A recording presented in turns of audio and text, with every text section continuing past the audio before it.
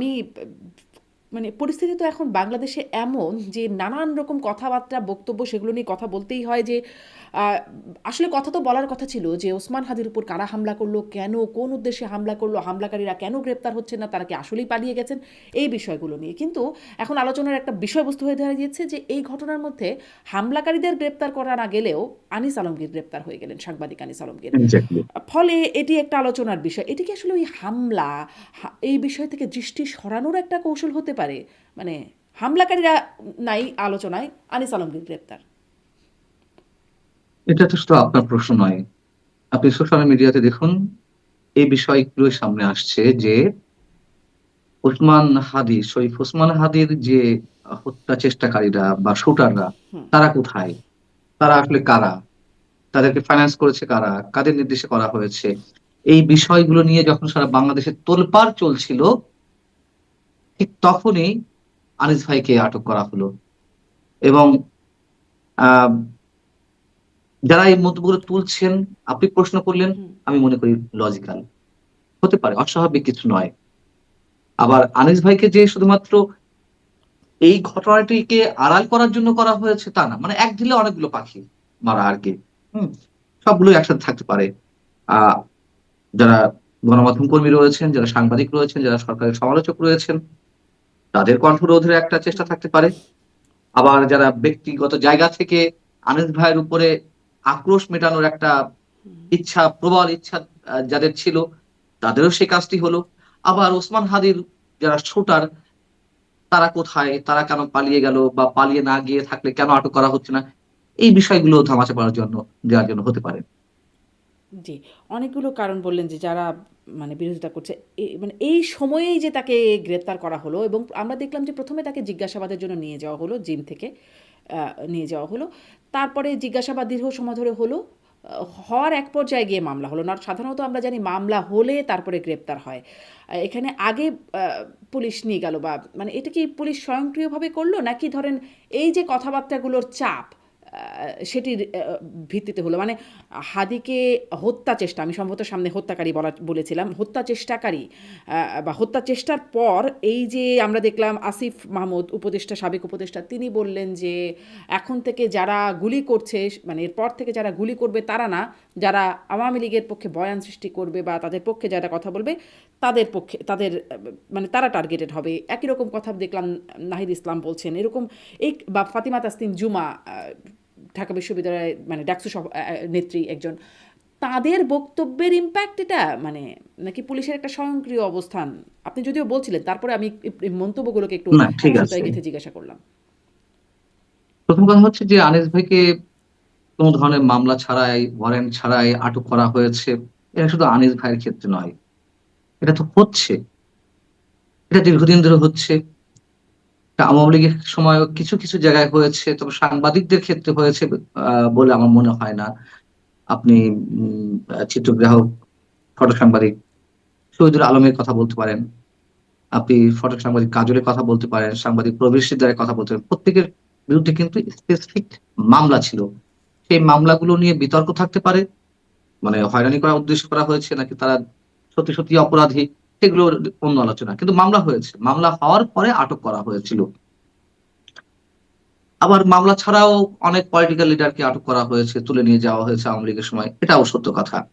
কিন্তু এখন যেটি হচ্ছে, মানে কোন ধরনের মামলা, কোন ধরনের অভিযোগ, মিনিমাম কোনো কারণ ছাড়া যাকে তাকে যখন তখন তুলে নিয়ে যাওয়া হচ্ছে। আমাদেরকে যখন আটক করা হলো মঞ্চ একাত্তরের হুম। ওই সেমিনার থেকে, তখন কি আমাদের নামে মামলা ছিল? বরঞ্চ আমরা মবের শিকার হয়েছিলাম। আনিস ভাইয়ের কপাল এদিক থেকে ভালো যে তিনি মবের শিকার হননি।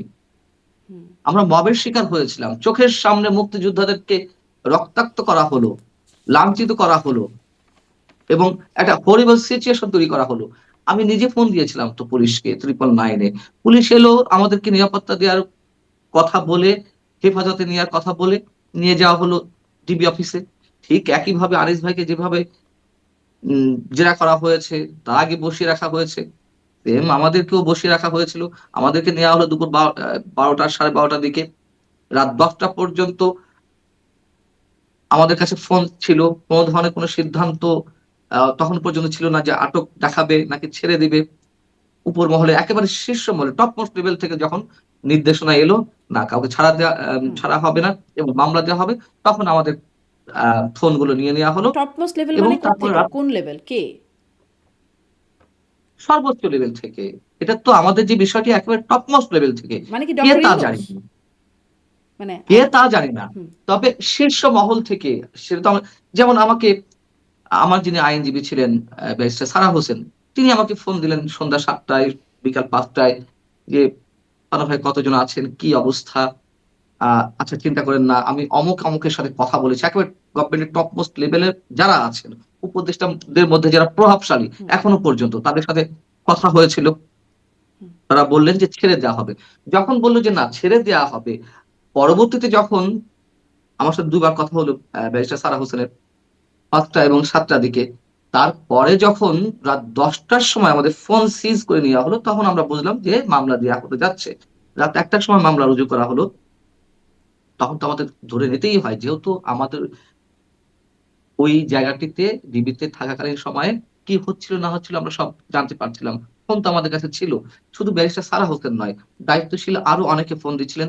তারা সরকারের সর্বোচ্চ পর্যায়ে কথা বলার চেষ্টা করেছেন। যেহেতু আমার সঙ্গে প্রফেসর কার্জন ছিলেন। হুম, শেখ হাফিজুর রহমান কার্জন, ঢাকা বিশ্ববিদ্যালয়ের আইনের অধ্যাপক। মুক্তিযোদ্ধা ছিলেন। তো সেই জায়গা থেকে তো আমরা খুব সহজেই বুঝতে পারলাম রাত্রে ১০ টার সময় যখন এসে পুলিশের একজন এসআই বললেন যে, ডিবির একজন এসআই যে, "ফোনগুলো দিন।" তার মানে মামলা হচ্ছে এবং সরকারের গ্রিন সিগন্যাল ছাড়া তারা তো এই কাজটা করেনি। তারা ওয়েট করছিলেন আমাদের ছাড়বেন কি না। যখন নির্দেশ এলো যে না ছাড়া হবে না, মামলা দাও এবং কোন মামলায় দেওয়া হবে সেটিও নিশ্চয়ই অনেক ধরনের গবেষণা চলেছে। তারপরে মামলা দেওয়া হয়েছে। আনিস ভাইয়ের ক্ষেত্রেও তাই। কোন মামলা ছিল না। তাকে জিজ্ঞাসাবাদের নামে নিয়ে যাওয়া হলো। তার বিরুদ্ধে ১৯ ঘন্টা পর তাকে আদালতে তোলা হলো এবং তার আগে রাত ২ টার সময় মামলা দেওয়া হলো। রাজধানীর উত্তরা পশ্চিম থানায়। একই রকম চরিত্র, একই ধরনের বিষয়। হুম। এবং আপনি যদি আইনের কথা বলেন যে কি সন্ত্রাস করেছে আনিস ভাই? কি সন্ত্রাস করেছিলাম আমরা? হুম। মানে আমি এবং আসলে সেখানে এই কি স্পষ্ট সন্ত্রাস করেছেন এটা আমি আসলে জানতেই চাই। যে কি সন্ত্রাস অপরাধের মানে সংজ্ঞাটা কি আমি এটা খুব জানতে চাই। আপনাদের সময় আমি জানতে চাইছিলাম, খুব বুঝতে পারছিলাম না। সন্ত্রাস আসলেই আসি আমরা আমি, কিন্তু করেছি। তার আগে আপনি যে একটু কথা বলছিলেন যে আনিস ভাইয়ের কপাল ভালো। আপনারা তো মবের শিকার হয়ে গিয়েছেন, তার কপাল ভালো। আসলে কি এখন এখানে একটা সন্তুষ্টির জায়গা আমাদের রাখতে হবে যে আসলে কপালটা ভালো বলেই, কারণ ইনকিলাব মঞ্চের ভালো। যে সর্বদলীয় সভা হচ্ছে, আয়োজন হলো, সেখানে দেখলাম যে যারা এরকম আছে তাদের ২ রান ধরে ছিঁড়ে ফেলতে হবে এরকম বক্তব্য আসছে। যারা মানে সুশীল বা সো কল্ড শিল্পীদের ব্যাপারে বলছেন একজন সাংস্কৃতিক কর্মী সেখানে, বা যারা কথা বলছেন। তো এগুলো যে হয় নাই আনিস আলমগীরের সাথে, এজন্য কি একটা আসলেই সন্তুষ্টি জ্ঞাপন করার মতো জায়গা? নিঃসন্দেহে, নিঃসন্দেহে। তখন ওর মধ্যে তো আমরা একটু বললাম না যে, "আমি কি বের হতে পারবো?" মানে তখনো পর্যন্ত পুলিশ আমাদের আটক করবে এটা অন্তত ভাবিনি। আমরা ভাবছিলাম যে চোখের সামনে দেখছি যে মুক্তিযোদ্ধার গলা চিপে এক হাত উপরে তোলা হয়েছে। তখন আমি কি এই বাংলাদেশের? যারা এই দেশটাকে নির্মাণ করলো, যারা এই দেশটার জন্ম দিল মুক্তিযোদ্ধারা, সেই মুক্তিযোদ্ধাদের সঙ্গে যদি এই আচরণ করা হয়, সেখানে আমি পার না তো কোন ছাড়? সো যেই একটা ভয়ার্ত পরিবেশের মধ্যে ছিলাম কয়েক ঘন্টা। সকাল ১০:৪০ দিকে মব ক্রিয়েট করা হলো। পুলিশ এলো ১২টার দিকে। মানে অলমোস্ট ১.৫ ঘন্টা। এই ১.৫ ঘন্টা যে ওর ঢাকা রিপোর্টার্স ইউনিটিতে কি ধরনের সিচুয়েশন ছিল শারমিন, এটা আপনি কল্পনাও আনতে পারবেন না। কল্পনাও আনতে পারবেন না। তো সেদিক থেকে যে আতঙ্কের মধ্যে আমরা ছিলাম, আনিস ভাই সেদিক থেকে অবশ্যই ভাগ্যবান। হুম। আর আপনি সন্ত্রাসের কথা বলছিলেন যে কি হ্যাঁ, সন্ত্রাস হ্যাঁ। আমরা করেছি। অবশ্যই সন্ত্রাস করেছি। সন্ত্রাস মানে রাশ থেকে তো সন্ত্রাস, ভয়। যারা কথা বলছি আমরা, তাদেরকে সরকার নিশ্চয়ই ভয় পাচ্ছে। প্রশাসন ভয় পাচ্ছে। তাদের দৃষ্টিতে আমরা ত্রাস সৃষ্টি করছি। তাদের দৃষ্টিতে আমরা ত্রাস, সন্ত্রাস। তো সেই হিসেবে তো সন্ত্রাস করেছি বা করছি, তাই না? না, এইটাই তো তাহলে না ধরেন, কিন্তু এটা তো সরকার একটা যদি একটা ধরেন আপনি যেমন একটু আগে বলছেন যে আওয়ামী লীগ আমলেও হতো, একটা মামলা থাকতো, সেই মামলাটা যেমনই হোক না কেন, মানে হুম, মামলা একটা কারণ তো দেখাতে হয়, আদালতের সামনে গেলে একটা প্রক্রিয়াগত ব্যাপার তো থাকে। সেখানে হয়রানির উদ্দেশ্যে হোক আর যে উদ্দেশ্যেই হোক না কেন, সেই প্রক্রিয়াটাও একটু আমি জানতে চাই যে আদালতে যখন মামলাটা উপস্থাপন করা হচ্ছে, অপরাধের তো একটা সংজ্ঞা লাগে যে এই হচ্ছে অপরাধের সংজ্ঞা, এই অপরাধের কারণে আপনাকে গ্রেপ্তার করা হয়েছে বা মামলা হয়েছে। সেই অপরাধটা কি? প্রথমে শুনি আনিস আলমগীরের বিষয়ে আপনি খোঁজ এটা খবর তো রাখছেন। কি অপরাধ তার? আমরা তার মানে রাষ্ট্রপক্ষের আইনজীবীর একটা বক্তব্য শুনছিলাম আমি যে তো সরকারকে কাপুরি ধরে দিয়েছে আওয়ামী লীগের নেতারা, তারপরে ৩২টা বারে হামলা হচ্ছে, ডক্টর ইউনূসের বাড়িতেও হামলা হবে, গ্রামীণ ব্যাংকে হামলা হবে। মানে এই যে কথাগুলো বলছেন, এইগুলো কি আসলে অপরাধের সংজ্ঞা? হুম, হুম, হুম, হুম, হুম, অবশ্যই। কথা বলা যদি অপরাধ হয়ে থাকে, সমালোচনা করা যদি অপরাধ হয়ে থাকে, বা সমালোচনাটা যদি তাদের দৃষ্টিতে ত্রাস হয়ে থাকে, তাহলে তো আমরা সন্ত্রাসী। আর আনিস আলমগীর ভাই যে কথাগুলো বলেছেন যে ডক্টর ইউনূসের বাড়িতে হামলা হবে, উনি কোন সেন্সে বলেছেন? উনি বলেছেন এখন যে মবের রাজত্ব কায়েম হয়েছে, এখন যারা শক্তিশালী, সরকারের পেছন থেকে যারা সরকারকে নিয়ন্ত্রণ করছে, তারা তো এগুলো করছে। তো যারা ৩২ নম্বর ভাঙলো, সময় কি পরিবর্তন হবে না? সেই পরিবর্তনের সঙ্গে সঙ্গে এর পাল্টা অ্যাকশন কি হবে না? হওয়ারই কথা। বাংলাদেশের যে রাজনৈতিক সংস্কৃতি, সেটা তো হওয়ারই কথা, তাই না? তো সেই জায়গা থেকে উনি আশঙ্কা করেছেন যে ডক্টর ইউনূসের উপরেও, ডক্টর ইউনূসের বাড়িতেও হামলা হতে পারে। তা যদি হয় তাহলে কেন আমরা এই প্রতিহিংসা রাজনীতির প্রশ্রয় দিচ্ছি? কেন এই রাজনীতি চলতে দিচ্ছি? এবং আপনি বলছিলেন যে কি সন্ত্রাস করেছেন যে আপনাকে আপনাদেরকে আটক করা হলো বা মামলা দেয়া হলো। তারও আগে প্রশ্ন হচ্ছে, মামলা তো দূরের কথা। একজন সাংবাদিককে জিজ্ঞাসাবাদের নামে কেন ডিবি অফিসে নিয়ে যাওয়া হবে?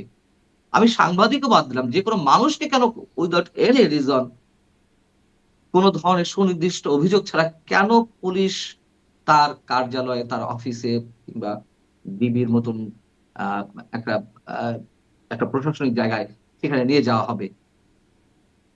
সো ১ম প্রশ্ন হচ্ছে এটা। দ্বিতীয়ত কথা হচ্ছে কি মামলা? মামলা ছাড়া কেন অ্যারেস্ট করা হবে? মামলা দিয়ে মামলা দিয়েই কিন্তু অ্যারেস্ট করা যায় না। আমি যতটুকু বুঝি অ্যাজ এ জার্নালিস্ট, আমি যেটুকু বুঝি, আপনার বিরুদ্ধে আমি অভিযোগ জানাতেই পারি। আপনার বিরুদ্ধে আমি অভিযোগ জানালেই যে সেটি মামলা হবে, হুম, তেমন কোনো কথা নেই কিন্তু। হুম, আপনাকে মানে পুলিশের সংশ্লিষ্ট কর্তা ব্যক্তিকে এটি তদন্ত করতে হবে যে মামলা হওয়ার মতো বিষয় কিনা। তারপরে মামলা যদি হয়, তাহলে এক আদালতের নির্দেশনা লাগবে, ওয়ারেন্ট ইস্যু করতে হবে। আপনি উইথআউট ওয়ারেন্ট, মামলা হওয়ার পরে উইথআউট এনি ওয়ারেন্ট আপনি কাউকে অ্যারেস্ট করতে পারেন না। হুম, একেবারে চিহ্নিত অপরাধী, খুনি, সন্ত্রাসী, রাষ্ট্রের জন্য হুম। হুমকি, এমন কোন ব্যক্তিকে আপনি অ্যারেস্ট করতে পারেন না। সবকিছু ভেঙে চুরে যা ইচ্ছা তাই হচ্ছে তো। এবং কি মামলা করা হলো? সন্ত্রাস বিরোধী আইনে। সন্ত্রাস বিরোধী আইনে কি আছে? কাকে সন্ত্রাস বিরোধী আইনে দেয়া হবে? এটা তো আওয়ামী লীগের সময় তৈরি, এই আইনটি তৈরি করার সময় তো আমরা বিরোধিতা করেছিলাম। আচ্ছা, তারপরেও ধরে নিলাম যে আইনি মোতাবেক আটক করা হবে।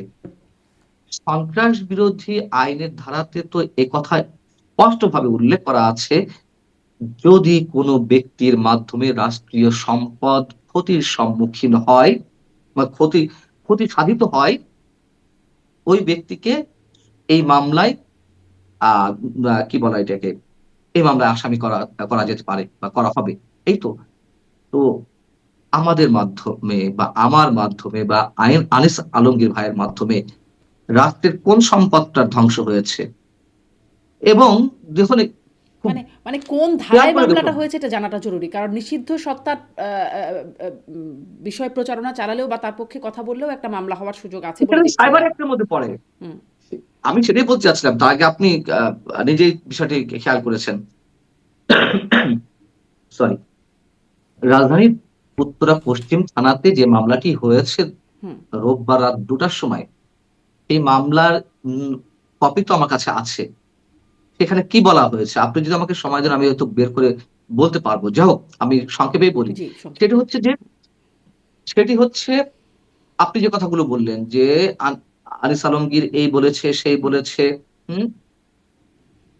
এটা যদি ভীতির সৃষ্টি করে থাকে, জনমনে আতঙ্কের সৃষ্টি করে থাকে, সেটা সাইবার সিকিউরিটি অ্যাক্টে মামলা হতে পারে। আপনি ধারাগুলো উল্লেখ করলেন সাইবার সিকিউরিটি অ্যাক্টের। হুম, মামলা দিলেন সন্ত্রাস বিরোধী আইনের।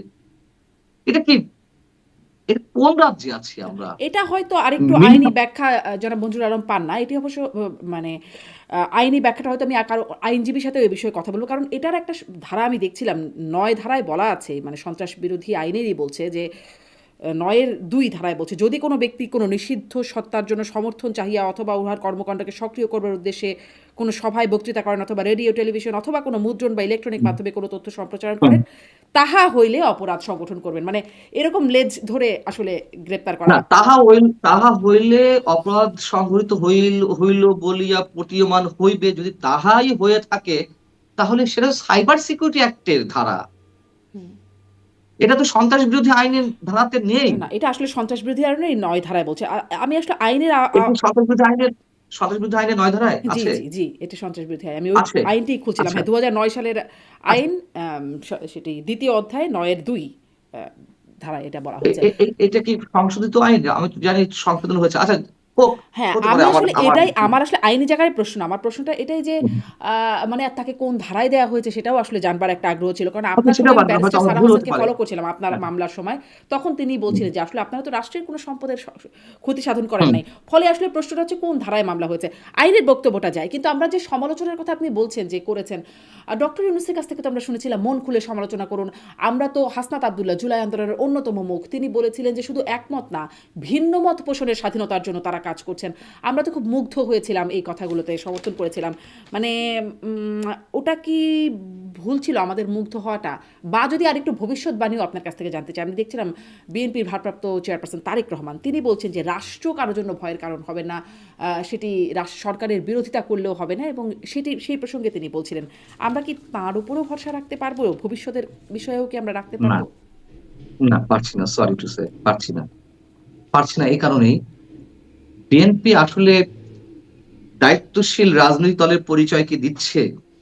আমাদের ৫ই আগস্টের পরে আমাদের সবার তো একটা আশা ভরসার একটা জায়গায় ছিল বিএনপি, তাই না? হুম, আমরা তো অন্য কিছু তো আর ভাবতে পারিনি যে আওয়ামী লীগের যেভাবে আহ পতনটা হয়েছে, এর বাইরে আর কে আসবে? মানে আমরা আর কাকে সাপোর্ট করতে পারি? বিএনপি তো। এর বাইরে তো আপাতত তো অন্য কিছু চিন্তা করতে পারছিলাম না, তাই না? যদিও বাস্তবতা অন্য কিছু বলছে। বিএনপি কি সেই দায়িত্বশীল রাজনৈতিক দলের পরিচয় দিচ্ছে? যখন মঞ্চ ৭১ এর এই ঘটনাটি ঘটলো, বিএনপি একটা স্টেটমেন্ট দিয়েছে? দেয়নি তো। তারা তো মুক্তিযোদ্ধার দল বলে দাবি করে। তারা তো স্বাধীনতার ঘোষকের দল বলে দাবি করে। তো মঞ্চ ৭১ এ প্রোগ্রাম ছিল সংবিধান এবং মুক্তিযুদ্ধ নিয়ে। সেখানে কতজন মুক্তিযোদ্ধা আটক হয়েছেন তারা জানতেন না? কিভাবে মব ক্রিয়েট করা হয়েছে তারা জানতেন না? জানতেন তো। মিনিমাম একটা স্টেটমেন্ট দেয়নি। এবং দেয়নি এ কারণেই যে ডক্টর ইউনূসকে বিগড়াতে চায়নি। প্রয়োজন যত দ্রুত ইলেকশনটা হয়। এবং এই কাহিনী করে যে বিএনপি বারবার ফাঁদে পা দিচ্ছে ডক্টর ইউনূসের, এটা কি তারা এখনো বুঝতে পারছে না? এবং একইভাবে আনিস ভাইকে যেভাবে হুম, আটক করা হলো, তারা যে বলছে, ইদানিং তো আমরা দেখি যে গণমাধ্যমে পূর্ণ স্বাধীনতা দেওয়া হবে।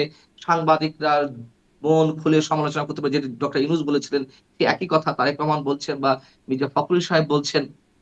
সেই সাংবাদিকদের যে এইভাবে আটক করা হচ্ছে, একেবারে রাষ্ট্রীয় খড়গ নামিয়ে আনা হচ্ছে সাংবাদিকদের কাঁধে। যেমন মতিউর রহমান চৌধুরী মানবজমিনের সম্পাদক। তার কাছে কোন একটি গণমাধ্যম বা ব্যক্তি পর্যায় থেকে জানতে চাওয়া হয়েছে, সাক্ষাৎকার নিতে চাওয়া হয়েছে যে, আনিস আলমগীরের বিষয়ে আপনার মন্তব্য কি? উনি বলছেন যে, আমি কি ভয়ে বলব নাকি নির্ভয়ে বলব? উনি স্যাটায়ার করে বলেছেন। বাট বাস্তবতা তো তাই। উনি হয়তো হেসে বলেছেন। হুম। কিন্তু উনিও তো ভয়ের মধ্যে আছেন। তাহলে বিএনপির পক্ষ থেকে যখন এই কথাগুলো বলা হচ্ছে, আমরা বলব শুধু এগুলো মুখের বুলি। আমরা শুধু বলব এগুলো শুধুমাত্রই সান্ত্বনাসূচক কথা। আমরা শুধু বলব এগুলোই মিথ্যা সান্ত্বনা। এছাড়া উচিত ছিল না মঞ্চ ৭১ এর সময় একটা মিনিমাম স্টেটমেন্ট দেওয়া, বক্তব্য বা তাদের কথাবার্তা এটি উল্লেখ করা। কেন তাদেরকে এইভাবে আটক করা হলো? উচিত ছিল না আনিস ভাইয়ের সময় তাদেরকে সরব হওয়া? হয়নি তো। কিন্তু সরব না হয়েও নীরব যে হলো, এটাও কি একটা লক্ষণ দেখেন কিনা? কারণ মঞ্চ মানে ইনকিলাব মঞ্চ তারা একটা সর্বদলীয় সভা করলো, বিএনপি কিন্তু সেখানে যায়নি। হ্যাঁ, যায়নি। আ এটা তাদের পলিটিক্যালি কোন সিদ্ধান্ত হতে পারে। আমি তো বললাম যে বিএনপি আসলে শোনেন, বিএনপি এখন চেষ্টা করছে, চেষ্টা করারই কথা, আমরা সেটি সাধুবাদ জানাই যদি সত্যি সত্যি তারা সেটি করে থাকে। আওয়ামী লীগ সো কল্ড, আমি সো কল্ড অন্য জায়গায় বলবো, আওয়ামী লীগ ধর্ম নিরপেক্ষ একটা রাজনৈতিক দল ছিল, এটা সত্য কথা। আওয়ামী লীগ মুক্তিযুদ্ধে নেতৃত্ব দিয়েছে, এটা সত্য কথা। আরো অনেকে অংশগ্রহণ করেছে বিভিন্ন রাজনৈতিক দলের নেতা কর্মীরা মুক্তিযুদ্ধে, কিন্তু নেতৃস্থানীয় দলে তো ছিল আওয়ামী লীগ, এটা সত্য কথা। কিন্তু আমি সোকল যে জায়গাটাতে বলতে চাচ্ছি, তারা মুক্তিযুদ্ধকে নিয়ে তো ব্যবসা করেছে। যে দল মুক্তিযুদ্ধের নেতৃত্ব দেয় সেই দল তো মুক্তিযুদ্ধকে নিয়ে ব্যবসা করতে পারে না। হুম, আমি যদি আমার সন্তানকে ভালোবেসে থাকি, আমার সন্তানের জন্ম দিয়েছে আমি, আমি যে সন্তানকে ভালোবেসে, আমি সেই সন্তানকে নিয়ে ব্যবসা করতে পারি না। আওয়ামী লীগ তো করেছে মুক্তিযুদ্ধকে নিয়ে ব্যবসা, এটা তো কেউ অস্বীকার করতে হুম, পারবে না।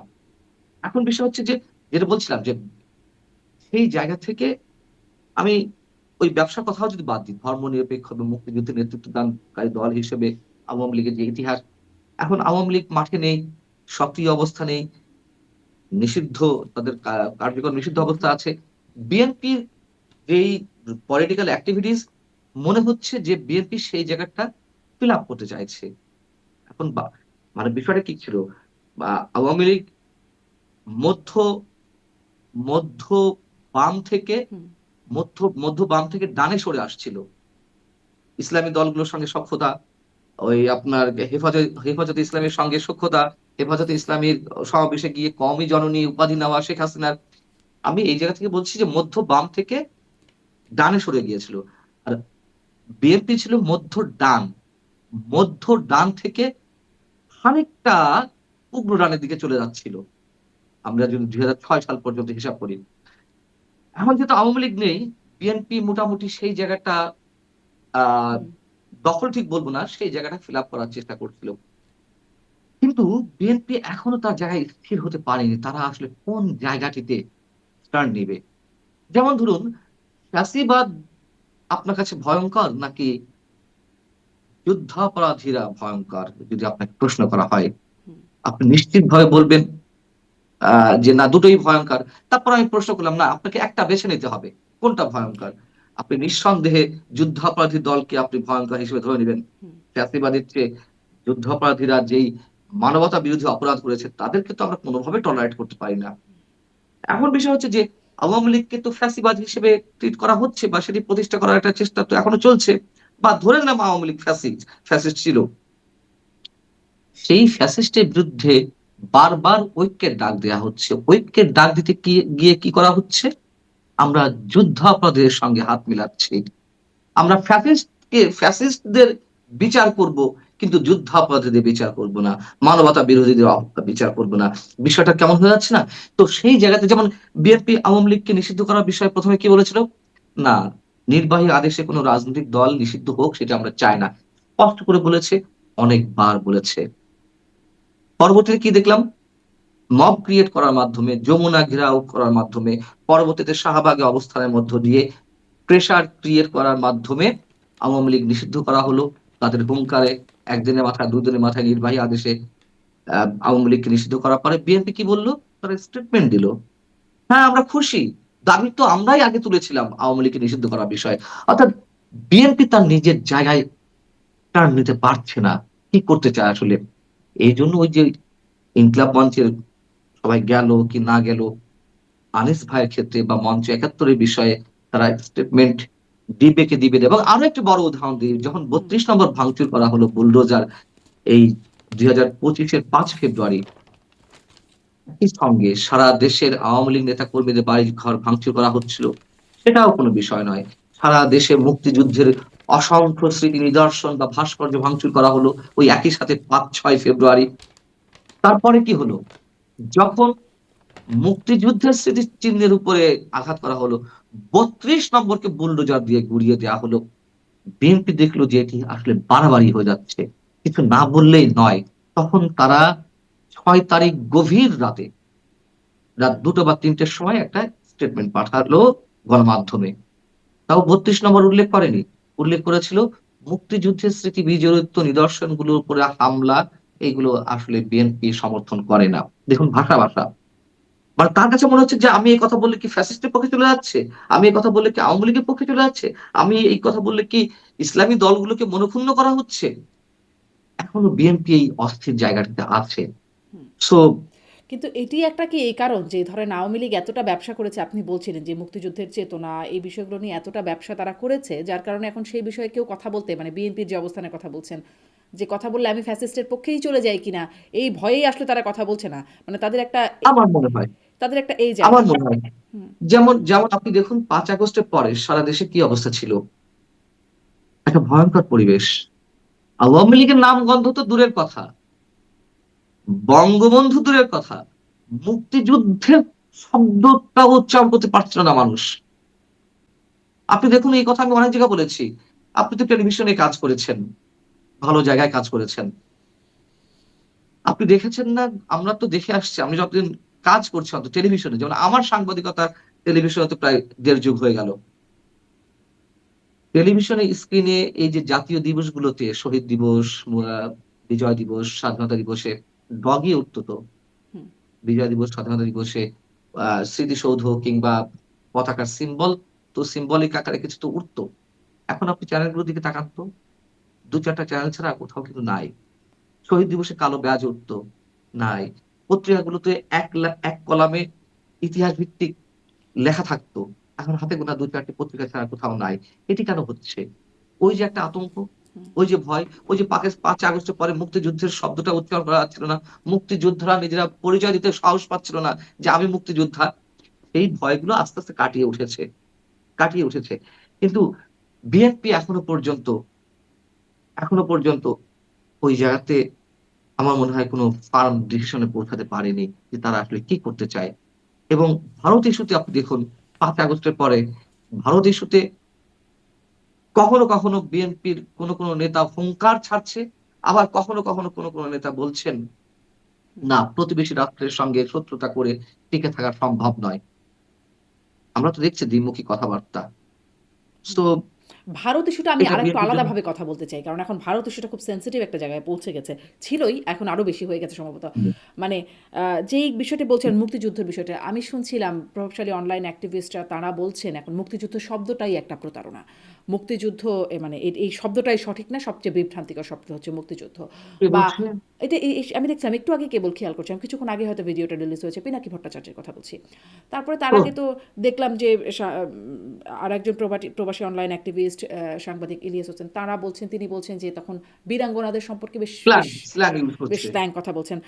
মানে আমাদের দেশেও ইব্রাহিম হুজুর বলছেন যে ১৬ ডিসেম্বর সেটি কালো দিবস, ৭১-এর প্রজন্ম সবচেয়ে নিকৃষ্ট প্রজন্ম, এরকম কথা বলা হচ্ছে। ঘৃণিত প্রজন্ম। হ্যাঁ, ঘৃণিত প্রজন্ম। মানে তখন আসলে কোথাও উস্কে দেওয়া হচ্ছে না, মানে মুক্তিযুদ্ধ বা তার প্রজন্ম তারা আসলে এটা উস্কানি বোধ করছে না, নাকি তারা তাদের এখন আর উস্কানি হবার মতো তারা মানে সেই জায়গায় নাই। উস্কাইছে না আরকি। হ্যাঁ, উস্কিত হচ্ছে না আর কি। হুম। উস্কিত হচ্ছে না। হ্যাঁ, হ্যাঁ। এখন বিষয় হচ্ছে কি, আপনি ২ টো পার্ট সাথে নিয়ে এসেছেন। থ্যাংকস আপনাকে। আপনি না বললেও আমি বিষয়টা নিয়ে আসতাম। ১ম কথা হচ্ছে যে আমি এদের সম্বন্ধে পার্সোনালি কোন কমেন্ট করতে চাই না। একটা শব্দ উচ্চারণ করতে চাই, মানে একজনের বক্তব্যকে আমি কোট করতে চাই। সেটা হচ্ছে সিরাজুল ইসলাম চৌধুরী স্যার। হুম। ঢাকা বিশ্ববিদ্যালয়ের ইংরেজি বিভাগের এমিরেটাস অধ্যাপক। সিরাজুল ইসলাম স্যারের একটা কথা দেখছিলাম আমি। তিনি বলছেন যারা মুক্তিযুদ্ধকে নিয়ে বিকৃত কথাবার্তা তুলছেন, তারা মানসিক বিকারগ্রস্ত এবং উন্মাদ। আমি উন্মাদ আর মানসিক বিকারগ্রস্ত ব্যক্তিদের নিয়ে কোন কথা বলতে চাই না। তবে হ্যাঁ, প্রতিবাদ হবে না? অবশ্যই প্রতিবাদ হবে। অবশ্যই প্রতিবাদ হবে। আমার মাকে যদি কেউ আমার সামনে দাঁড়িয়ে স্ল্যাং ইউজ করে, আমি যতই ধরে নেই যে ব্যক্তিটি উন্মাদ, মানসিক বিকারগ্রস্ত, তারপরেও তো কিছু না বলে পারব না। আমার দেশ, আমার মা, আমার মাটিকে নিয়ে কথা বলবে। আমরা চুপ করে থাকবো। কিন্তু চুপ করে তো আছে, আপনি যাদের কথা বললেন। যে তারা আর উস্কিত হচ্ছে না। তারা তাদের আ মানে ধমনীতে রক্তের প্রবাহ তারা উপলব্ধি করছে না।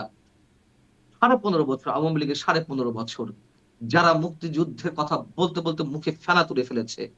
যারা বড় বুলি আওড়াতেন, যারা সরকারের উচ্ছিষ্ট খেয়ে ফুলে ফেঁপে উঠেছিল, তারা কোথায় আজকে? আওয়ামী লীগের সময় যারা আমাদেরকে দালাল, বিএনপি জামাতের দালাল বলেছিল, হাতে গোনা কয়েকজন মানুষ আমাদেরকে কথা বলতে হচ্ছে। তারা কোথায়?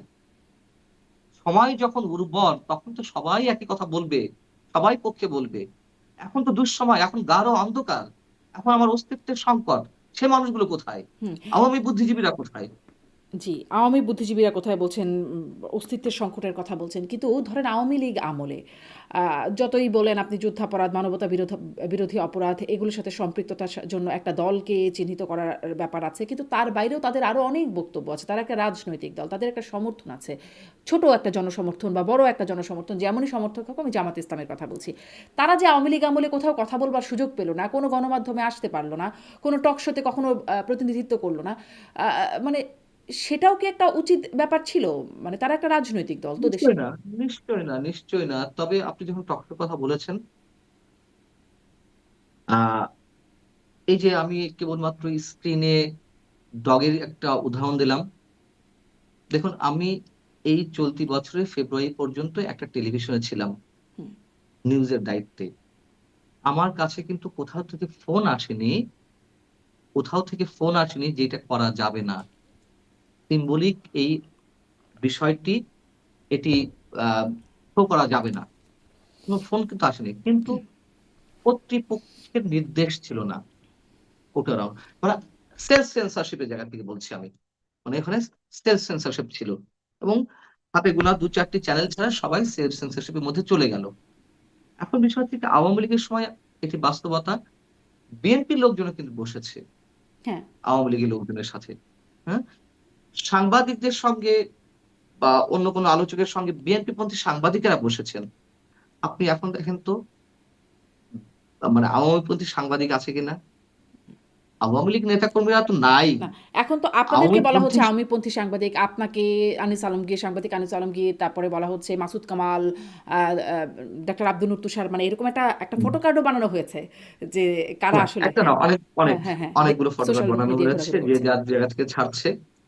বলা হচ্ছে যে আমাদেরকে যা ইচ্ছা তাই করা হবে, করুক, সমস্যা নেই। আমরা আমরা খুব শক্তিমান কেউ না, আমরা কারোর প্রতি চ্যালেঞ্জ জানাবো না।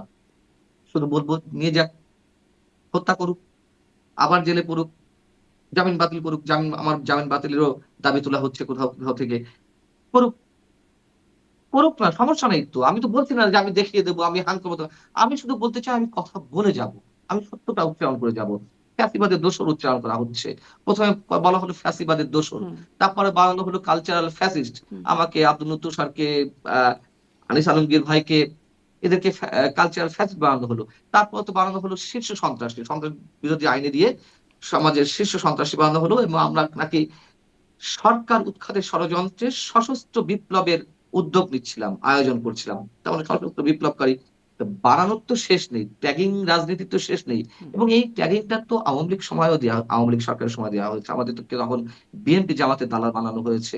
এখন যেমন মানে জেলে পোরা হচ্ছে, মামলা দেওয়া হচ্ছে, আওয়ামী লীগ সময় হয়তো মামলা দেওয়া হয়নি, কারাগারে দেওয়া হয়নি, কিন্তু পেশাগত জীবনের উপর তো আঘাত এসেছে। হুম। এখন কম্পারিজনের জায়গায় গেলে আপনি বলবেন যে তখন তো অল্পের উপর ছাড়া পেয়েছেন। হ্যাঁ, অল্পের উপর দিয়ে ছাড়া পেয়েছে। এখন মাত্রাটা আরো বেশি বেড়েছে। এটা তো হয়তো বিষয় আপনাদের হচ্ছে উপরে যে বেড়েছে, কিন্তু তখনও যে সাংবাদিকদের কথা বলছিলেন, তারপরে কার্টুনিস্ট কিশোর মুশতাক, তাদের কথা আমার ঠিক, মনে আছে। তারাও তো তখন আসলে মানে হয়রানি বা হ্যাঁ, নির্যাতনের শিকার হয়েছেন। হ্যাঁ, গেছে, হুম, গেছে, গেছে। কিন্তু আপনি আপনি মাত্রাটা দেখুন। আপনি মাত্রাটা দেখুন। এই ১৫ মাসে ৩০০ সাংবাদিকের বিরুদ্ধে হত্যা মামলা, অস্ত্র বিস্ফোরক মামলায়, মানে ধারায় আটক দেখানো হয়েছে। সাংবাদিকরা হত্যা করবে? আচ্ছা, সাংবাদিকরা দুধে ধোয়া না, ঠিক হুম, হুম, আছে। সাংবাদিকরা দুধে ধোয়া না, সাংবাদিকরা অপরাধ করতে পারে। তাহলে সুনির্দিষ্ট অভিযোগে তাদেরকে আটক করা হোক, সুনির্দিষ্ট অভিযোগে মামলা দেওয়া হোক। হত্যা মামলায় আপনি দেওয়া হবে। যখন ওই হত্যা মামলায় যাকে তাকে দেওয়া হচ্ছে, যখন এই বিষয়টি দেশে বিদেশে নানানভাবে সমালোচিত হলো, এখন কি করা হচ্ছে? সন্ত্রাস বিরোধী আইনে মামলা দেওয়া হচ্ছে। এবং আরেকটা কথা বলে রাখতে চাই। এই যে আমরা আওয়ামী লীগের সময় কথা বলেছি, এখন আবার কিছু মানুষ আছে আওয়ামী লীগের, তারা বলছে, তারা মানে অদ্ভুত বিষয় শারমিন। হুম, এদিকে ফ্যাসিবাদের দোসর, আবার এট দ্য সেম টাইম লাল বদর বলে উল্লেখ উল্লেখ করা হচ্ছে আমাদেরকে। হুম, লাল বদর মানে ওই যে জুলাই আন্দোলনে আমরা সমর্থন করেছি কিনা, অথবা আওয়ামী লীগের পরিবর্তন হুম, চেয়েছে কিনা, আওয়ামী লীগের পতন চেয়েছে কিনা, আমাদেরকে তারা আক্রমণ চালাচ্ছে, যে আপনাদের জন্য তো এটি হয়েছে, খুশি তো?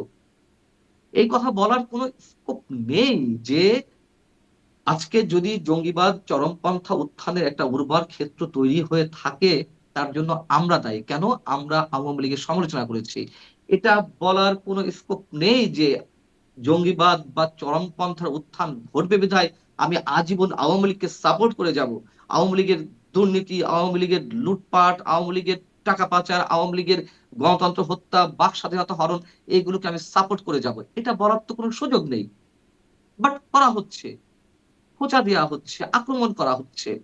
এদিকে তারা বলছে আলবদর, আবার এদিকে তারা আরেক দল বলছে ফ্যাসিবাদের দোসর। কি এক অদ্ভুত মানে এই যে রোমাঞ্চকর এই অনুভূতি। শব্দগুলো এগুলো তো মানে খুব এমন না যে সচরাচর সবসময় ব্যবহৃত হয়ে হয়ে আসতো আগে থেকেই। এগুলো একটু ইউনিক টাইপের শব্দ। এই শব্দগুলো কোত্থেকে উৎপত্তি হচ্ছে? ধরেন এই যে কালচারাল ফ্যাসিস্ট, এটা একটা খুবই মানে হ্যাঁ। মাথা খাটিয়ে আবিষ্কার করতে হয়েছে। বা এই যে মানে সহযোগীও বলা যেত, কিন্তু স্বৈরাচারের দোসর, ফ্যাসিস্টের দোসর একদম মানে একদম শব্দবন্ধ তারা বানানো হয়েছে। বা ওদিকে আবার লাল বদর, মানে শব্দর উৎস হুম। কোথা থেকে আসছে? কি? ভালো তো, খুব চমৎকার, মানে আর্টিস্টিক শব্দ সব। হ্যাঁ, হ্যাঁ, বটেই। মানে এত গবেষণা করে এত সৃজনশীলতার জায়গা থেকে এই শব্দগুলো উচ্চারণ করা হচ্ছে, ট্যাগিং এর জায়গা থেকে, আক্রমণের জায়গা থেকে। এই এই মাথাগুলো, এই মানে উর্বর মস্তিষ্ক প্রসূত যে ভাবনাগুলো, এগুলো যদি একটু পজিটিভলি এপ্লাই করা হতো, দেশটা কত সুন্দর হতো, তাই না? তা না, এগুলো তো প্রতিহিংসা। এগুলোও তো প্রতিহিংসার জায়গা থেকে হচ্ছে সবকিছু। নোংরামির জায়গা থেকে হচ্ছে। যদিও আমি বলেছি যে সৃজনশীল জায়গা থেকে হচ্ছে, আর্টিস্টিক ওয়েতে হচ্ছে। এগুলো আমি স্যাটায়ার করে বলছি। জঘন্য তো। এগুলো তাও তো ভালো, যে ভাষা আক্রমণ করা হচ্ছে। কিছু এই যে ব্যক্তি আছেন সোশ্যাল মিডিয়ায়, মানে আপনি নারী, আপনি যে একজন নারী, আপনার প্রতি আমার সম্মান প্রদর্শন করতে হবে। সেই সম্মানটাও, ন্যূনতম সম্মানবোধ আপনার প্রতি আমি দেখাচ্ছি না। অথবা আমাকে যখন অ্যাটাক করা হচ্ছে, আমার মা, আমার ওয়াইফ, আমার কন্যাকে নিয়ে এমন সব বিষয় উল্লেখ করা হচ্ছে। দেখুন, আমি এখানে একটি জায়গায় আওয়ামী লীগের পক্ষে না বলে পারছি না। সাবেক তথ্য প্রতিমন্ত্রী আওয়ামী লীগের সময় সাম মুরাদ, কি মুরাদ যেন হুম। ছিল? মুরাদ, হ্যাঁ, সবাই আসলে ভিন্নভাবে, মানে তার প্রচলিত নাম টাকলা মুরাদ। হ্যাঁ। Nickname right. সে যখন জাইমা রহমান সম্বন্ধে খুব প্রচন্ড কুৎসিত একটা শব্দ উচ্চারণ করলেন, তার মন্ত্রিত্ব কিন্তু ছিল না। শুধু মন্ত্রিত্ব নয়, আওয়ামী লীগের সব ধরনের সদস্য পদ থেকে তাকে বাদ দেওয়া হয়েছিল। শুধু বাদ দেওয়াই নয়, তাকে দেশ ছাড়তে হয়েছিল। হুম। আর এখন আমাদের মুক্তিযুদ্ধকে নিয়ে যেভাবে নোংরা ভাষা ইউজ করা হচ্ছে, নারীদেরকে নিয়ে, অথবা আমাকে টার্গেট করেছে, আমার স্ত্রী, আমার মা, আমার সন্তানকে নিয়ে যেভাবে জঘন্য কুৎসিত ভাষায় মিথ্যা সব কথা বলা হচ্ছে, তাদের বিরুদ্ধে তো একটা ব্যবস্থাও নেওয়া হচ্ছে না। কতটা কুৎসিত জায়গায় আমরা যাচ্ছি, কুৎসিত জায়গা অবলম্বন করছি। এর শেষ আছে তো? আছে। সব জিনিসের একটা শেষ আছে না? আমি যে বললাম যে আমাকে ধরে নিয়ে যাক, আমাকে হত্যা করুক, আমার উপর মব চালাক, আমাকে কারাগারে নেয়া হোক, কি হবে? সব থেমে যাবে? শেখ হাসিনা মনে করেছিলেন দুপুর ১২:২০ যখন তিনি দেশ ছাড়েন, সকাল ১০ টায় তিনি মনে করেছিলেন যে তাকে এইভাবে দেশ ছেড়ে চলে যেতে হবে? যারা ক্ষমতায় থাকে তারা এগুলো মনে রাখে না। তাদের প্রতি এই জায়গাতেই আমাদের করুণা। যে তাদের সামনে কি ভবিষ্যৎ রয়েছে। ন্যাচারাল পানিশমেন্ট বলে তো একটা কথা আছে। এটা তো হয়ই, আপনি কোন কিছু বিশ্বাস না করেন, ন্যাচারাল পানিশমেন্ট টা তো বিশ্বাস করতে হবে। কিন্তু সেটা যারা জি। ক্ষমতায় থাকে, রাজদণ্ড যাদের হাতে থাকে, তারা নিশ্চয়ই আপনার বিষয়গুলো কথা মনে খুবই রাখে না। স্পষ্ট। মানে এইদিকে যে এরকম স্ল্যাং ইউজ করা হচ্ছে বা যেভাবে করে আপনাদের ডিমিন করা হচ্ছে, সেদিকে কোনো মানে সেখানে আইনিগতভাবে কোনো অপরাধ হচ্ছে না। বা ধরেন একটু না, আগে আমি যেটি বলছিলাম যে ছিঁড়ে ফেলো, ফেরে ফেলো তাদেরকে, এগুলো আসলে অপরাধ না। কিন্তু অন্যদিকে কথা বললে সেটি একটু অপরাধ হয়ে যাচ্ছে। যদিও আমরা আসলে খুবই রাইট। কনভিন্সড ছিলাম যে শুধু একমত না, দ্বিমত বা ভিন্ন মত প্রকাশের স্বাধীনতা থাকবে। সমালোচনা করুন মন খুলে, খুবই আশার কথা ছিল জায়গাটি, অন্তত সাংবাদিকদের কেন জন্য। বলেছিলেন তো, ইউনূস সাহেব বলেছেন না যে বলেছিলেন, জি, মন খুলে সমালোচনা করুন। তার জি। প্রেস সেক্রেটারি বলেছেন স্বাধীন বাংলাদেশের ইতিহাসে সাংবাদিকরা নাকি সুবর্ণ সময়, সর্বোৎকৃষ্ট সময় উপভোগ করছে। এই তার নমুনা? এখন এই যে সাংবাদিকদের মানে আনিস আলমগীরকে গ্রেপ্তারের পরে সম্পাদক পরিষদ একটা বিবৃতি দিয়েছে, বা তার আগে কদিন আগে আন্তর্জাতিক সংগঠন সিপিজে তারা বলছেন যে মানে কাশিমপুর কারাগারে যারা আছেন সাংবাদিক, তারা বেশ করুণ অবস্থায় আছেন, তাদের মুক্তির কথা বললে তখন প্রেস সচিবের কথা বলছেন, তিনি বলছেন যে আইন তার নিজস্ব গতিতে চলছে, এখানে প্রধান উপদেষ্টার হুম, করার কিছু নাই। দারুণ নিজস্ব গতি চলছে। ভয়ংকরভাবে নিজস্ব গতি চলছে। চলছে তো। যা চাইছে সেই গতিতেই চলছে। এবং হিউম্যান রাইটস ওয়াচও স্টেটমেন্ট দিয়েছিল আমার ক্ষেত্রে। রিপোর্টার্স উইদাউট বর্ডার্স তারাও খুব স্ট্রংলি একটা প্রোটেস্ট দিয়েছিল আমার ক্ষেত্রে। আশা করি আনিস ভাইয়ের ক্ষেত্রে আসবে। আহ ধারণা করা হচ্ছিল যে আমাদেরকে আটক করে সরকার সম্ভবত ভুল করেছে, এটা ফিল করতে পারছে, অথবা ন্যাশনালি ইন্টারন্যাশনালি যে প্রতিবাদগুলো গড়ে উঠেছিল সেখান থেকে হয়তো বোধোদয়ের সৃষ্টি হয়েছে যে না, এইগুলো করা ঠিক হচ্ছে না। ওই যে আপনি একটু আগে বলছিলাম যে আমরা ভয়ঙ্কর ভাবে আশাবাদী হয়ে উঠেছিলাম যে একটা পরিবর্তন পজিটিভলি হবে, সেই জায়গায় আমরা সবাই আশাহত হলাম। ঠিক শেষ মুহূর্ত পর্যন্ত আমি আশাবাদী হয়েছিলাম, অন্তত আমার ক্ষেত্রে যেগুলো বলা হয়েছিল অন্তত সেটি সরকারের জন্য একটু বিব্রতকর। দেখলাম না, কিছুই না, যা করার ওই যে নিজস্ব গতি চলছে, নিজস্ব গতি হুম। তো বটেই। তার যে নিজস্ব ধর্ম সরকারের, সেই ধর্মের দিকে যাচ্ছে। মানে আসলে এই বিষয়টা খুব একটু ভাবতে অবাকই লাগে। এই অবাক লাগাটাও যে নতুন অবাক হচ্ছি তা না, কিন্তু মানে ঘটনা বারবার ঘটছে তো বা প্রায় ঘটছে, তো অবাক হওয়ার ডিউরেশনটা আসলে কমে যাচ্ছে, যে খুব অল্পতেই আমরা অনেক অবাক হওয়ার মতো ঘটনা দেখে ফেলছি। যেমন এই যে পুলিশ নিয়ে গেল, মামলা হলো, মানে অভিযোগ যে কেউই করতে পারে, আপনি বলছিলেন পুলিশ মামলা হলো, আচ্ছা মামলাও হলো, কিন্তু আদালতও কনভিন্স হয়ে যাচ্ছেন। যেমন আনিস আলমগীরকেও 5 দিনের রিমান্ড দেয়া হলো, আপনাদেরও জামিন বারবার প্রত্যাখ্যাত হয়েছে, আদালতও কিভাবে কনভিন্স হয়ে যান? কোন আদালতের কথা বলছেন? মানে এই যে ধরেন আপনাকে যখন আদালতে তোলা হলো, আপনার রিমান্ড হলো, জামিন বাতিল হলো, আনিস আলমগীরকে এখন তোলা হলো, আনিস আলমগীরের 5 দিনের রিমান্ড সে হলো। বুঝতে পারছি, আমি জাস্ট পাল্টা প্রশ্ন আপনাকে করলাম, বললাম মানে কোন আদালতের কথা বলছেন? বাংলাদেশ আদালতের কথা? নিম্ন আদালত তো নির্বাহী বিভাগের অধীনে এখনো। আমার সাথে সেদিন একটি শোতে ছিল আমার নিজস্ব যে হুম, পডকাস্ট বা ইউটিউব চ্যানেল, সেখানে আম Bangladesh human rights and peace for, কি যেন, human rights and peace for বাংলাদেশের চেয়ারম্যান অ্যাডভোকেট মঞ্জির মোর্শেদ, তিনি তো স্পষ্ট করে বলেছেন যে বিচারকরা আতঙ্কের মধ্যে থাকেন, বিচারকরা শঙ্কার মধ্যে থাকেন। আমি তার কথা কোট করছি হুম। যে সরকারের পক্ষে বা সরকার যদি চায় সেই পক্ষে আহ মানে তার রায়টি না এলে কখন তাকে কোন বিপদের মধ্যে পড়তে এমন হয় কথা ব্যারিস্টার সারা স্পষ্ট হোসেনও করে বলেছেন, বলেছেন। হ্যাঁ। হুম। হ্যাঁ, তাহলে এখানে আমার আর আপনার মন্তব্যে কি আসা যায়? এবং যখন কেউ জামিন নিতে যাচ্ছে, তখন স্ট্রেট বলা হচ্ছে উচ্চ আদালতে যান, কারণ তার দেয়ার এখতিয়ার নেই, তিনি এটাই মিন করাচ্ছেন। এবং অনেক ক্ষেত্রে বিচারকরা তারা এম্বারাস ফিল করছে, তারা ইচ্ছার বাইরে গিয়ে এগুলো করতে বাধ্য হচ্ছে। আর উচ্চ আদালত, আমি কোনো মন্তব্য করব না।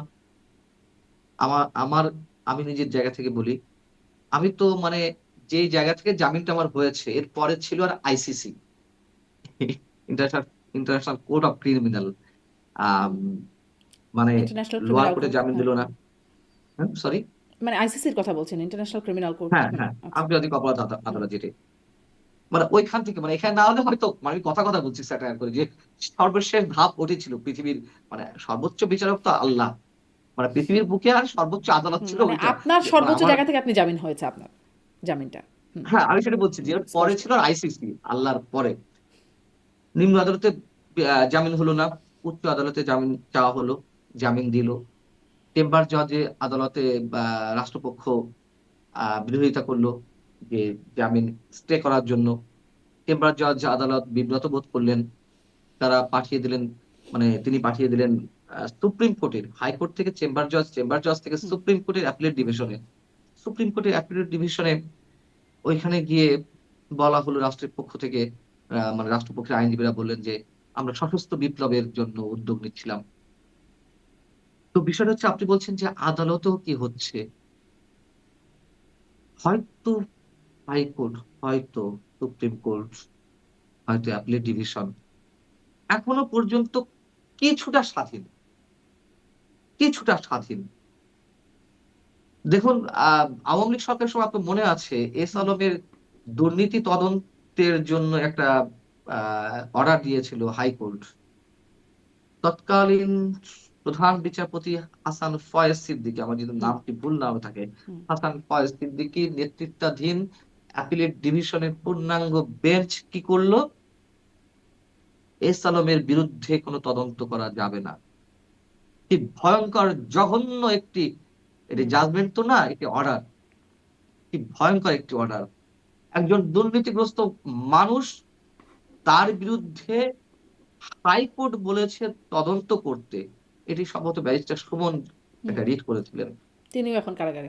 সেইখানে প্রধান বিচারপতি নেতৃত্বাধীন বেঞ্চ সেই তদন্ত থামিয়ে দিচ্ছে। এখনো তেমন অনেক কিছু ঘটতে পারে।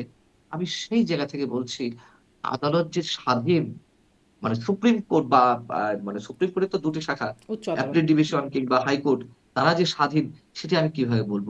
ওই যে হাসান ফয়েজ সিদ্দিকীর নেতৃত্বে যে বেঞ্চটি এস আলমের দুর্নীতি তদন্তের বিষয়ে হাইকোর্ট যেটি বলেছিল সেটা স্থগিত করল, সেটা বাতিল করল। এটি কি প্রধান বিচারপতির নিজের ইন্টারেস্টে? নিশ্চয়ই না। তৎকালীন আওয়ামী লীগ সরকারের নিশ্চয়ই কোন ধরনের ওহী নাজিল হয়েছিল তাদের পক্ষ থেকে।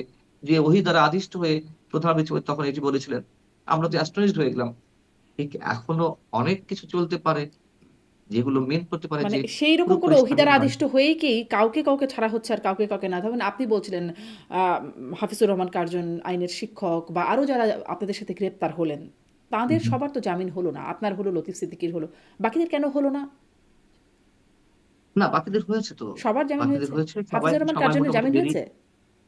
হ্যাঁ, হ্যাঁ, হ্যাঁ। ও আচ্ছা, আমি তাহলে হয়েছে। এই ইনফরমেশনটা না, মিস করছি। এটা হতেই পারে। সব খোঁজ রাখতে হবে এমন কোন হুম, কথা নেই।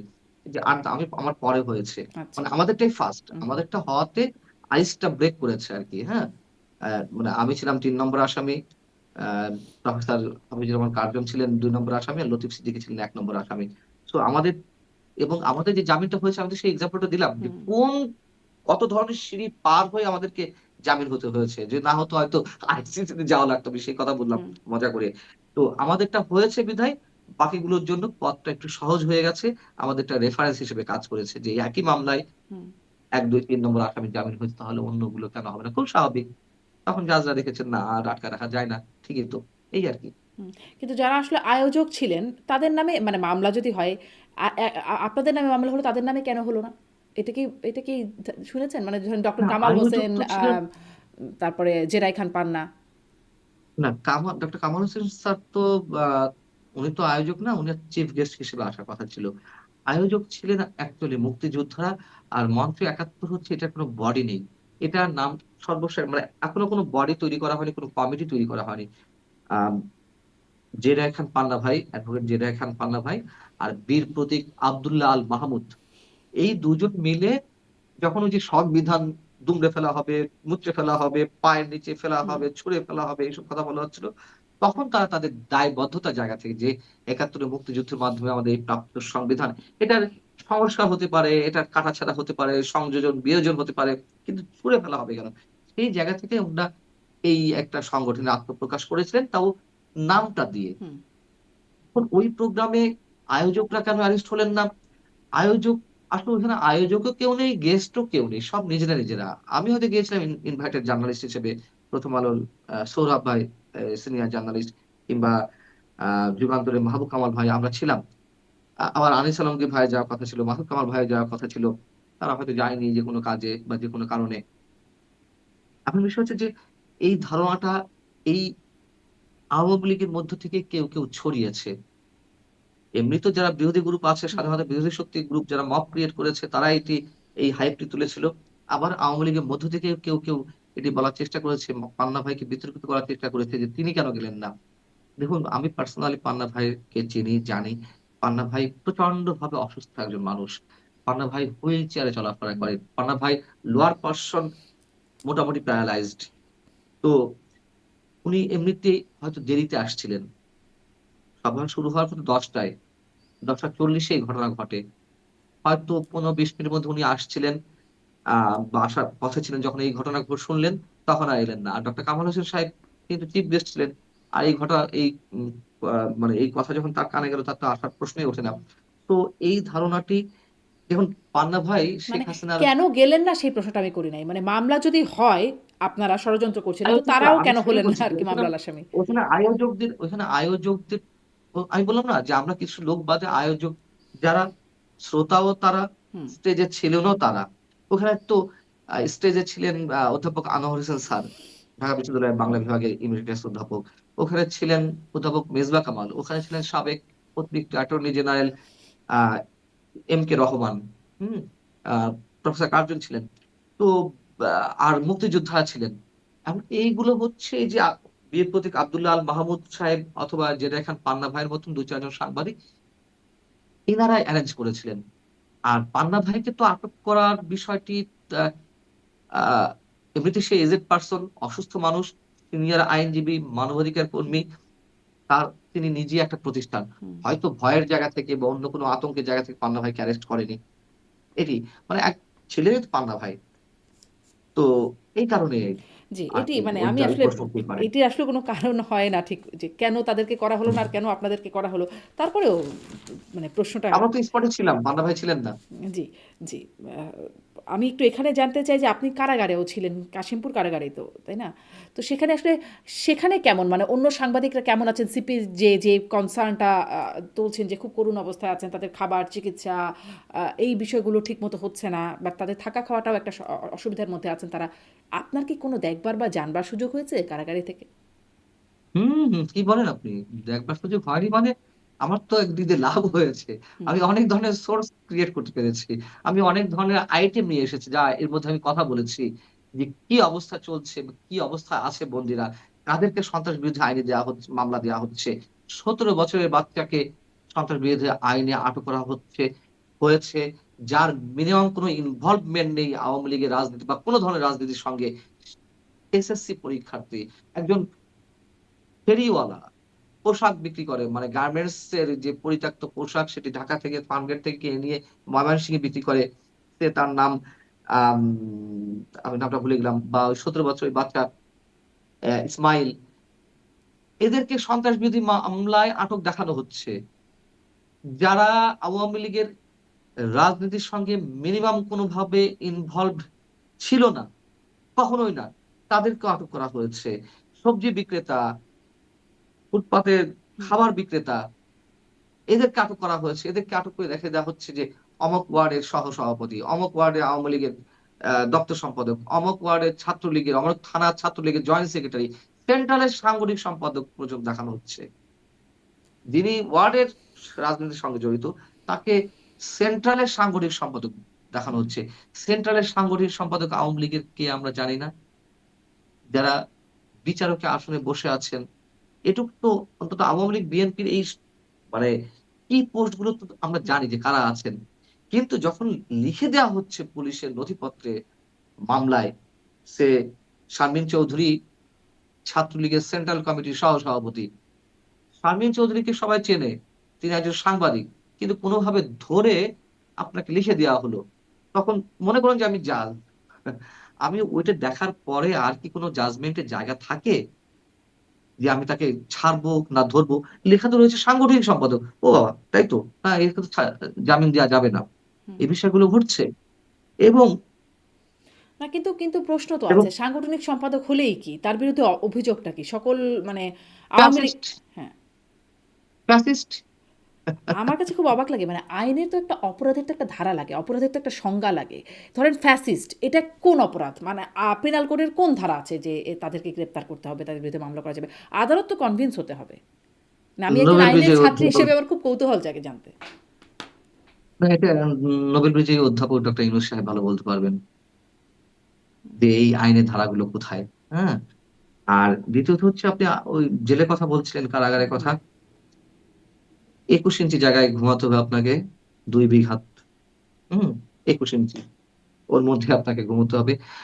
এগুলো লট অফ থিংস, এগুলো বলে শেষ করা যাবে না শারমিন। আ আমি যেদিন বের হই ১২ই নভেম্বর কাশিমপুর কারাগার থেকে, কাশিমপুর কারাগারে ধারণ ক্ষমতা যে কটা সেল বা বিল্ডিং আছে, হোল কাশিমপুর এক গারে মানে ওখানে ৩ টা বা ৪ টা কারাগার। কাশিমপুর 1 এ ৫৪৮ জন বন্দির ধারণ ক্ষমতা সম্পন্ন। আমি যেদিন বের হই সেদিন 2000 প্লাস, অর্থাৎ ৪ গুণ প্রায়। ৪ গুণ মানুষ আ ৫৪৮ জনের জায়গায়। আপনি বুঝতে পারছেন কি অবস্থা? আর এমনি কারাগারের এই বিষয়গুলো বাদে আরো নানান ধরনের যে সংকট, এগুলো অবশ্য সবসময় ছিল, এখনো আছে। কিন্তু অন্যান্য যে বিষয়গুলো যা ঘটছে এখন, যেমন ধরুন ডিটেনশন। ডিটেনশন এর আইনটা কোত্থেকে আসছে? মানে এখন কেন প্রয়োগ করা হচ্ছে? এটা তো আওয়ামী লীগের 15.5 বছরে প্রয়োগ করা হয়নি। এটা একটা কালো কানুন। এটা সেই ভারতের আন্দামান দ্বীপপুঞ্জে যেই তখনকার বিপ্লবীদের পাঠিয়ে দেওয়া হতো। মানে একটা ঘরের মধ্যে আপনাকে সারা মাসের পর মাস থাকতে হবে। মাঝখানে কোন দিনের কোন এক সময়ে ০.৫ ঘন্টা ছাড়া হয়। ০.৫ ঘন্টা। আমরা যারা আ বন্দী ছিলাম, আমরা আমাদেরকে মুরগির খোপের মধ্যে ঢুকানো হতো সন্ধ্যার সময়। আবার সকাল ৭ টার সময় বের করা হতো। অন্তত সকাল ৭টা থেকে দুপুর ৪টা বা বিকাল ৪:৩০ পর্যন্ত বাইরে থাকতে পারতাম। মানে বাইরে মানে ওই গ্রাউন্ডের মধ্যে আর কম্পাউন্ডের মধ্যে। কিন্তু যাদেরকে ডিটেনশন দেয়া হচ্ছে, তাদেরকে এক রুমের মধ্যে একা অথবা ২ জন এরকমভাবে মাসের পর মাস থাকতে হচ্ছে। আপনি বুঝতে পারছেন যে কতটা মানবতা বিরোধী এরকম একটি ধারায় তাদেরকে দেয়া হচ্ছে। এই যে মেঘনা আলম মডেল এবং অভিনেত্রী, তার সময় থেকে এই বিষয়টি আবারও চালু করা হয়েছে এই সরকারের সময়। এবং আমি যেদিন এলাম তার আগের দিন আমি দেখলাম যে ৪০ জনকে, আমি যে কারাগারে ছিলাম ওই কারাগারে ৪০ জনকে ডিটেনশন দেয়া হয়েছে। মানে কি ভয়ংকরভাবে মানবাধিকার লঙ্ঘন চলছে। জামিন হচ্ছে না। জামিন তো এখন মানুষ করাতেও চাইছে না অনেকে। কেন? এক জামিন হলে সে ৩ মাস থাকা হয়েছে, ২ মাস থাকা হয়েছে। ভিটে মাটি বিক্রি করে যা ২ শতক ৩ শতক জায়গা ছিল সেগুলো বিক্রি করে জামিন করানো হচ্ছে। জামিন করানোর পরে আবার ওইগুলো যখন বেল বন্ড যাচ্ছে জেল গেটে, তখন সেগুলো যাচ্ছে আবার বিভিন্ন গোয়েন্দা সংস্থার কাছে। হুম। অমুক মামলার অমুক আসামিকে কি ছাড়বো? তার তো জামিন হয়েছে। তড়িঘড়ি করে আরেকটা মামলা। একই কথা, একই ওয়ার্ড, একই সেন্টেন্স, শুধু নাম, বাপের নামটা চেঞ্জ করে দিয়ে দেয়া হচ্ছে। পেন্ডিং মামলা বলা হচ্ছে এগুলোকে, পিডব্লিউ। সো আবার ৩ মাস থাকতে হবে, আবার ২ মাস থাকতে হবে। তারপরে এর একটা কাস্টডি পিরিয়ড আছে। সে সরকারের বিরুদ্ধে আইনের ১.৫ মাস বা ২ মাস না হলে লোয়ার কোর্টে ওটা দেখতেই চায় না। যাওয়ার সঙ্গে, সঙ্গে এটা তো হুম। কাস্টডি পিরিয়ড হয়নি। অর্থাৎ ১.৫ মাস বা ২ মাস থাকেনি। সো জামিন হবে না। এগুলো করতে, করতে ৩ মাস ৩.৫ মাসের মধ্যে হয়তো কারো জামিন হচ্ছে। কারো ৭-৮ মাস মাথায় জামিন হুম। হচ্ছে। হওয়ার পরে আরেকটা মামলা আসছে। ওই মামলা ফেস করতে আরো ২-৩ মাস লাগছে। আবার টাকা। একটা তার পর্যায়ে মানে মানুষ জামিন না বিরক্ত হয়ে করানোই যাচ্ছে। ভালো। হ্যাঁ। না করানোই ভালো। জি, টাকাগুলো জলে যাচ্ছে। জি। এবং এর মধ্যে তো অভিযোগ রয়েছে যে হতাশা থেকে কেউ আত্মহত্যা করেছেন। এমন কথা শুনলাম। আমি নিশ্চিত নই। আমি গিয়ে তো আমার কাছে মানুষজন বলেছে এবং তারা তো আর আমার কাছে এমনি, এমনি বলে মানে তারা যে লাভবান হবে এজন্য বলেছে তা তো না। জি, নিশ্চয়ই। নিশ্চয়ই এরকম কথা হতাশ বলে হবার মতোই ব্যাপার। জামিন পাওয়ারও যদি সুযোগ না থাকে। একটু ওই যে বলছিলাম ভারতের বিষয়ে কথা বলব। মানে ডক্টর ইউনূস ক্ষমতা নেবার পর থেকে সেভেন সিস্টার্স শব্দটা তার মুখ থেকে উচ্চারিত হয়ে আলোচনায় আসলো। তারপরে আস্তে, আস্তে দেখলাম যে অনেকেই মাঝে, মাঝে বলেন ভারতের এই বিষয়গুলোতে। আমরা দেখলাম রাওয়া ক্লাবের সভাপতি তিনি বললেন যে সেভেন সিস্টার্সকে আলাদা করার জন্য মানে তারা সাহায্য চাইছে, আমাদের করতে হবে। সেই পক্ষে বললেন। আমরা দেখলাম আমান আজমি, গোলাম আজম সাহেবের পুত্র, তিনি বললেন এই কথাটা। এখন এসে দেখছি হাসনাত আবদুল্লাহ বলছেন ভারতের সেভেন সিস্টার্সকে আলাদা করতে হবে, ভারতের বিচ্ছিন্নতাবাদীদেরকে আমাদেরকে এখানে আশ্রয় দিয়ে আলাদা করতে হবে। কথা পরিষ্কার, তিনি পরিষ্কার করে বলছেন। আরও তো সবাই বলছেন মানে একটা কি এরকম অবস্থা, আবার ভারতের রাষ্ট্রদূতকে ডেকে আনা হলো এর মধ্যে, এটা একটা কূটনৈতিক চ্যানেলেও এরকম ব্যাপার স্যাপার হচ্ছে। একটা কি যুদ্ধ পরিস্থিতির মধ্য দিয়েও যেতে হতে পারে বাংলাদেশকে?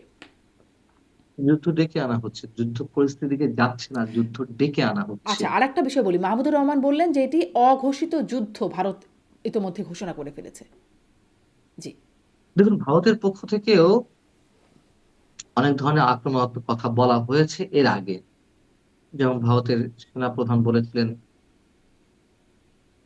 ভারতের প্রতিরক্ষা মন্ত্রী রাজনাথ সিং বলেছিলেন, ইউক্রেন এবং আর কোন দেশের উদাহরণ দিয়ে বলেছিলেন যে আমাদেরকে প্রস্তুত থাকতে হবে হুম। প্রতিবেশী কোন রাষ্ট্রের বিরুদ্ধে যুদ্ধের জন্য। আমরা তার প্রতিবাদ জানিয়েছিলাম। বিষয়টা হচ্ছে কি আমরাও বলব, আমরাও বলব। কিন্তু তার একটা মাত্রা থাকতে হবে তো। প্রতিবাদটা আমরা করব। আমরা সেভেন সিস্টার্স বিচ্ছিন্ন করে দেব। হুম। মানে এর তো একটা মিনিমাম একটা লজিক থাকতে হবে। কেন? ১ম কোয়েশ্চেন হচ্ছে কেন? ২য় কোয়েশ্চেন হচ্ছে আমার ক্ষমতা কি? আজকে ক্ষমতা বলে যে মানে একথাও বলা হয়েছে মোদিকে গদি থেকে টেনে হিঁচড়ে নামানো হবে। মানে এগুলো বালখিল্য কথাবার্তা না? এগুলো বলে পরিবেশ অস্থির করা হচ্ছে না? পরিবেশ ঘোলাটে করা হচ্ছে না?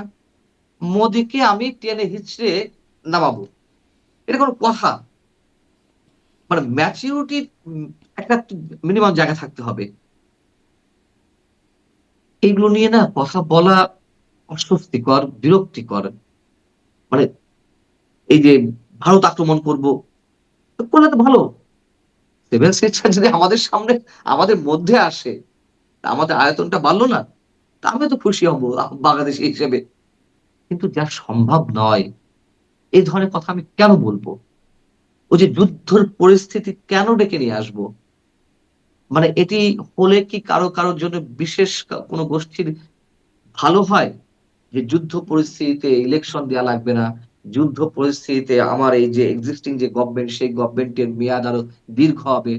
আমি যে বিহাইন্ড দ্য স্ক্রিন থেকে আমি ক্ষমতা উপ উপভোগ করছি, ক্ষমতার ভরকেন্দ্রে থাকার চেষ্টা করছি বা আছি, সেগুলো আরো দীর্ঘায়িত হবে। আমার তো মনে হয় সেই ধরনের কিছু। না হলে এই যে ডক্টর ইউনূস সাহেবই তো কথায় যুদ্ধের কথা বলেছেন যে আমাদেরকে প্রস্তুত থাকতে হবে। আমাদেরকে আ মানে আরো অনেক ধরনের মন্তব্য করেছেন। হুম। ১ বার ২ বার না অসংখ্যবার। এগুলো কেন? কেন যে বলা হচ্ছে এটি আপনিও জানেন, আমিও জানি। আমার এই কথার মধ্য দিয়ে অনেকখানি বুঝিয়ে দিয়েছি যে বিশেষ কোন গোষ্ঠীর দুরভিসন্ধি ভয়ংকর অবস্থায় রয়েছে কিনা। হুম। যদি হয়ে থাকে কিন্তু তো আমাদের সবাইকে পে মানে করতে দিন হবে, তাই শেষে না? নির্বাচন তাহলে একটা বড় জায়গা। মানে চিন্তিত হবার অবশ্যই মতো। নির্বাচনের বিকল্প তো নেই। নির্বাচনের বিকল্প নেই। জি। এবং আমি তো বলে রেখেছি এই নির্বাচনকে কেন্দ্র করে একটা বিশেষ গোষ্ঠী এমন একটা পর্যায়ে গিয়ে বলবে, এমন একটা আনরেস্ট সিচুয়েশন তৈরি করবে যখন সরকারকে দিয়ে বলানো যায় যে না এই অবস্থায় নির্বাচন করা